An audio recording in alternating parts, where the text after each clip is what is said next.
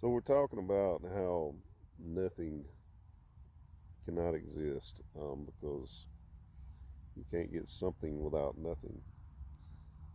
Right. So what is nothing? Nothing is void. Nothing is void. Nothing is Nothing is nothing. well, the void in and of itself is something. It's a void. Void is the name for Okay. it. Okay. So the Earth, Right? the solar system, everything, all of creation, Beautiful place. it didn't come out of nothing, right? Couldn't have. Then by that reasoning, then nothing was ever even a thing. Right. Something always had to be there. Yeah, so nothing actually means nothing. Right. That makes sense, right? Yeah, I think so. Is that the conclusion we come to? Yeah, nothing does not make sense. So how do you know? How do you know that? I guess there was something before there was something. If there wasn't anything before there was something, then that would have to mean there was nothing before something. And even if you think mathematically, zero does not exist. Zero is the representation of nothing. So what we're talking about is all the intricate detail of what we see all around us. I mean, it's just amazing things that we don't even know.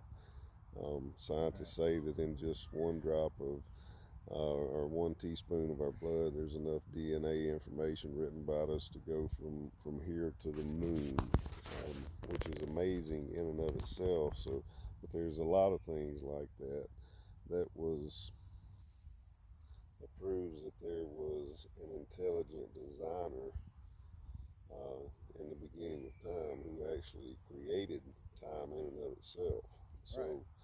I mean, how can you prove that? How can you prove that all of this that we're looking at in such intricate detail just didn't pop out of the middle of nowhere like a lot of these um, evolution theorists say? Well, I'd say first of all, you'd have to prove that the Bible is true. Don't you agree? Yeah.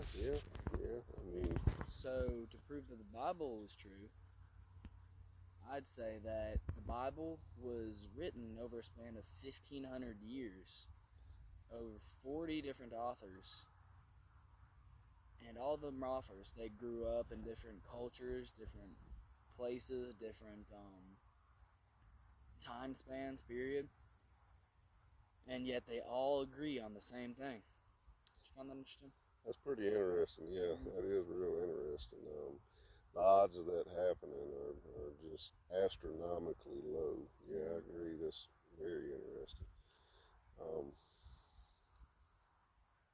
what's another argument? I mean, you said something earlier about there being holes in the theory of what was you talking about? Well, if you look at if a atheist or somebody comes up to you and starts talking about the Big Bang and how the whole solar system and our universe is made out of one particle exploding, they also say that the particle is spinning. That particle is spinning one way. And if you look at a law of science, the law of the conservation of angular momentum, it states that when an object is spinning, any object that comes out of that has to be spinning the same way, right? Right. So if that's true and the particle exploded and here we are in the solar system, why are there two planets spinning the opposite way? And I don't even know how many moons spinning the opposite way. So that kind of puts a hole in that theory, huh?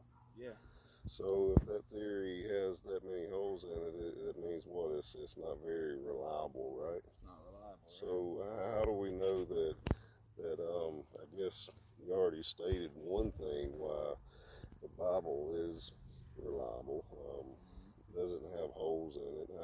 What's another way that we can we can prove that the Bible is the Word of God and it's 100% reliable? Well, if you look, there are